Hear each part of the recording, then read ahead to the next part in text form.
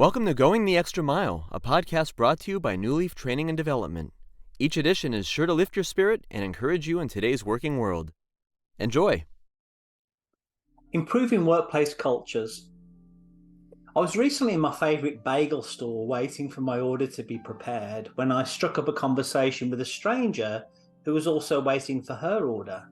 She began lamenting the decline of the area, citing the drug issues that were on the rise. Now, being a proud resident of my hometown, I inquired for more details.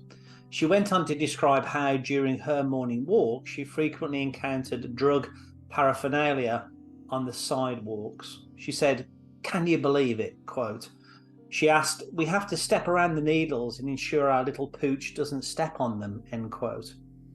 As a fellow Santa Claritian, she continued to express her disgust at the increasing amount of graffiti on the bridges right here in Awesome Town. It was at this point that I politely interrupted her to ask if she'd ever reported what she observed. Had she ever contacted the police or the graffiti hotline? I shared an example from our own experience when we suspected illegal drug use near our house, and after a call to the sheriff, they arrived within 15 minutes and addressed the issue. I also mentioned another instance at the local park where we noticed graffiti on a curbstone. A call to the city's hotline brought a crew promptly who removed the graffiti. Before she could respond, her order arrived and she hurried out of the store, calling back over her shoulder to me, quote, "We don't care about reporting what we see. We're moving to Nashville when my husband retires," end quote. Charming. And that's how it unfolded at my local bagel store. This encounter got me thinking about how many neighbourhoods have deteriorated simply because people fail to speak up.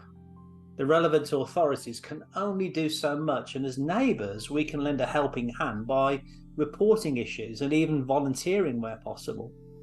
Applying this principle to the workplace, it made me reflect on how many organisations have toxic cultures because no one speaks up about issues that should be addressed by the leadership. Consider the number of organisations that have fallen from grace and ceased to exist because people remain silent about what they observe. Think of examples like Enron, Bitcoin, WorldCom, Arthur Andersen, Global Crossing and Tyco International, to name just a few. Internal investigations often confirm this fact. Many saw something, but few actually said something. From our experience at Newleaf Training and Development, nothing can spread through an organisation more rapidly than negativity, gossip and backbiting if not addressed by leadership. These are, like workplace graffiti, indicators of deeper issues. Similarly, if direct or indirect fraud is allowed to persist within an organisation due to pressure to achieve results at any cost, morale will plummet. Why? Because as human beings, we inherently recognise right from wrong. Few are willing to speak up, and as a result, heads remain down. We recently consulted with an organisation that had a disengaged workforce. It was disheartening to see that only 24% of the employees were willing to speak up during a survey process that we offered, despite providing various platforms for feedback and assuring absolute confidentiality. It must be rather demoralising for someone to spend a significant portion of their waking hours in a place with a suboptimal culture, but not to speak up for fear of reprisal or the belief that nothing will change.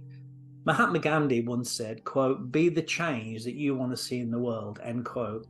So whether we're talking about our workplace or our neighbourhoods, let's all commit to speaking up and ideally taking action to improve matters where we can and within our circle of influence.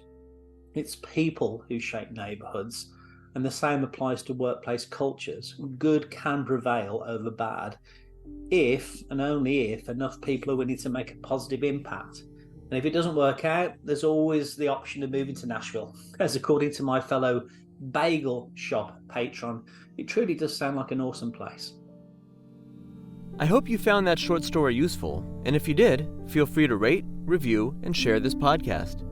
We'll be back next week with another episode, and we also invite you to check out our other weekly podcast, Take 5, an inspiring interview with a leader worth listening to. Bye for now.